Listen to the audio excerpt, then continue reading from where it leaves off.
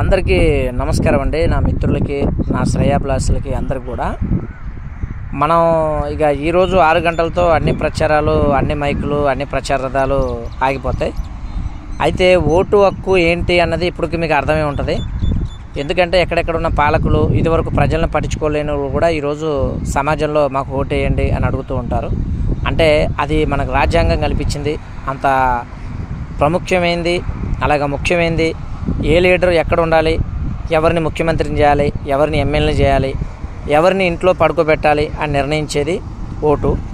ఆ ఓటు హక్కు నిజంగా నిజాయితీగా వేసే వాళ్ళందరూ కూడా నా ధన్యవాదాలండి. ఎందుకంటే నిజాయితీ అని చెప్తున్నానంటే, ఈరోజు ఒక 2,000 రూపాయలు ఉదాహరణ ఒక ఓటు మనకు పాలకుడు ఇచ్చి మన కొంటున్నాడు అనుకుందాం.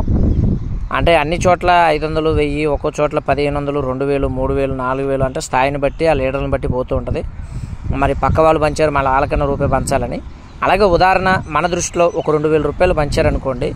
ఆ 2,000 రూపాయలు సంవత్సరానికి వచ్చేసి ఒక మనిషికి పడే అమౌంట్ ఎంత అన్నది చెప్తే మీరు ఆశ్చర్యపోతారు.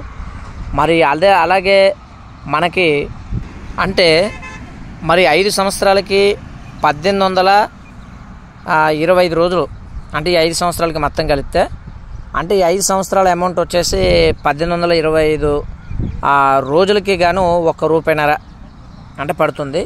అలాగే సంవత్సరానికి వచ్చేసి 365 రోజులు. ఈ 2,000 రూపాయలు ఒక రోజుకు వచ్చేసి మనకి దాదాపుగా ఒక 5.5 రూపాయలు పడుతుందండి.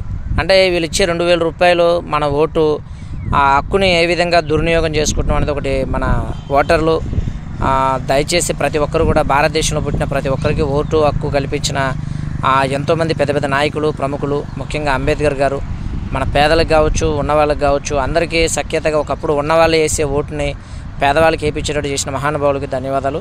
కాబట్టి ఓటుని అమ్ముకొని, మీ యొక్క విలువైన ఆ పవిత్రమైన ఓటుని అమ్ముకొని మీరు ఎవరికి పడితే వాళ్ళకి లీడర్లకి వేసి వాళ్ళ ద్వారా రాష్ట్రాన్ని నాశనం చేసే పద్ధతులు చేయకండి.